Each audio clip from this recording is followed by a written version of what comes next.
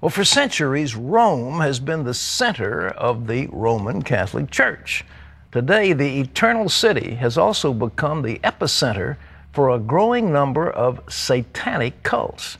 But the Catholic Church is fighting back, and an 88-year-old priest is leading the charge. George Thomas reports from Rome. In this predominantly Catholic nation,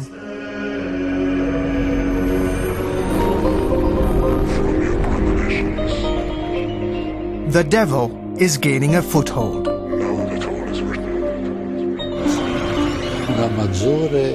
There is a greater openness towards the devil. In fact, Rome has been called the most Satanized city in Italy. Beh, un pochino di sì, no? Un pochino. Satanism and the occult are in fashion.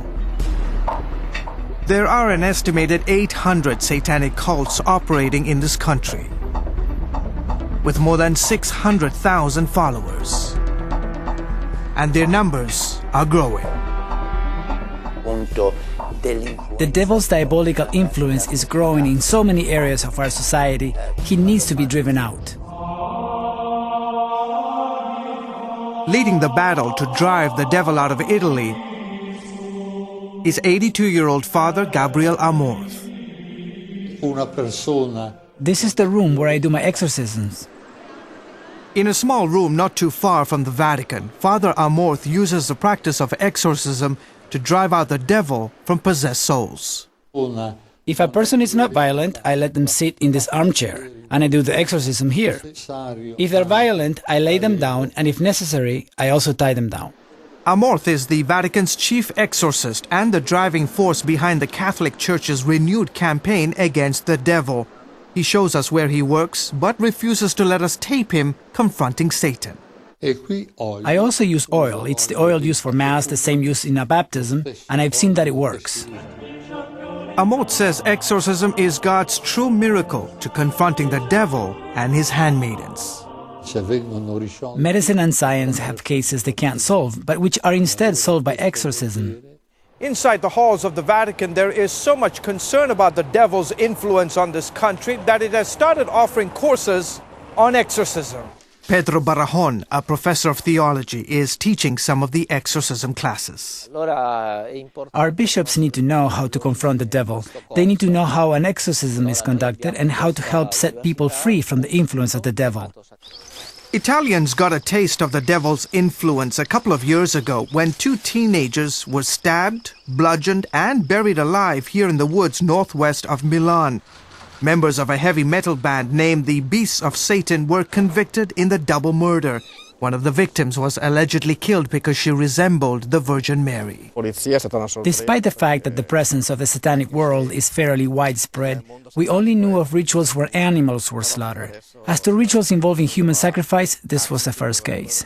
Since then, Italian authorities have been grappling with a string of murders linked to devil worship. The Vatican now has priests working alongside law enforcement officers to tackle a wave of satanic crimes. We invite the police to sit in on the exorcism classes so that they can understand the spiritual and theological dimensions of this phenomenon. Many Italians are forsaking priests for magicians, fortune tellers, and faith healers. It's a multi-billion-dollar industry that employs thousands of practitioners, like Sensitive Mariano. Sensitive Mariano, whose real name is Salvatore, claims he received the powers of healing and prophecy as a child. Today, he performs an exorcism on Esperanza, a troubled housewife whose life was falling apart until she saw Mariano on TV. Nel nome di San Benedetto ogni forma di male. Servate speranza da ogni male, da ogni pericolo. Fuori! With devil worship on the rise here in Italy, some have taken to casting demons out on their own.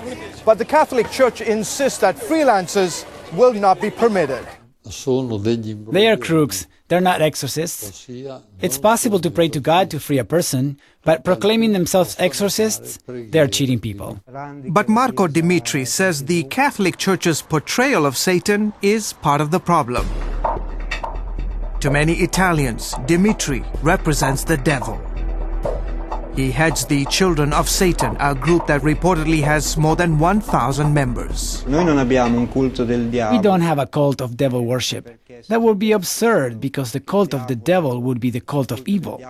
But for us, good and evil are subjective to each individual. In 1996, Dmitri was accused of raping a 2-year-old boy and a teenage girl in satanic rituals. He was jailed for 14 months before being exonerated by the Italian courts. L'elemento che True Satanism puts man at the center of the universe and is a novel expression. I want to say to Father Amorth what I say to all exorcists: leave people in peace. Il crocifisso. Father Amorth is a busy man these days. He says that every week he sees up to 50 people who claim to be possessed by the devil. I see a very strong presence of the devil because men are following him. He has helped train some 300 priests in exorcism. The key, says Father Barajon, is to train priests how to differentiate between psychiatric problems and satanic possession. Veramente. This is the key, but I can tell you that those who perform exorcisms, they just have this sense. They just know. Sometimes they look for signs, like if the person is afraid of the cross, or baptismal water, or pictures of Christ. They shake a lot or start screaming, and they may possess extraordinary strength. The priests know what to look for. Barajon is encouraging Italians to pray more often, attend church, and be aware of an enemy that is very real. The actions of the devil are not just limited to here in Italy. His evil spirit is roaming the earth, tempting people. We're trying to educate the society and families about the dangers of his influence. George Thomas, CBN News, Rome. Incredible, isn't it? You know, Terry, about 40 years ago, a group called the Full Gospel Businessmen went on a crusade over to Italy. And they were in a church in a place called Bulgaria. And they began preaching, and there was somebody in the back that began, bellowing. I forget exactly what animal it was, but he was howling, like a dog. He came forward and, like a lion, I'm sorry. And he came forward and got down on his all fours and started swishing his backside like he was swishing a tail. They cast a demon out of him. And then there was a woman who came forward, and she was writhing on the floor like a snake. Her tongue was going back and forth like a serpent's, and she was trying to strike at the people who were ministering, and they cast it out of her. Now, that was 40 years ago, and it hadn't gotten any better. So to think that here's the center of a now more or less vibrant church allowing this to happen, and it's really the Lord. The Lord gave me the word that we should go into Italy, and here we are this year. They're giving us access to prime time television at 9 o'clock all over Italy with programs in it. Maybe this will do some good, but there needs to be just a great outpouring of the gospel. And, demons are real. There's no question about it. And these people suffer terribly. But just imagine somebody in a church service coming in on all fours and roaring like a lion, a woman writhing on the floor like a snake with her tongue coming out like a serpent. Well, and Italy is certainly a large enough country, but 800 demonic cults that exist there, that's astonishing. Yeah. Well, there's been a lot of superstition along with their religious beliefs, lots and lots of superstition, and this is all part of it. But this may be the target that the Lord has set up to win people back to himself. But there is no question, ladies and gentlemen, there is a devil. He is alive. He does hate you, and he does want to destroy you. But Jesus is more powerful than the devil, and the Bible says, greater is he that is in you than he that is in the world. And I believe that. Well, up next at age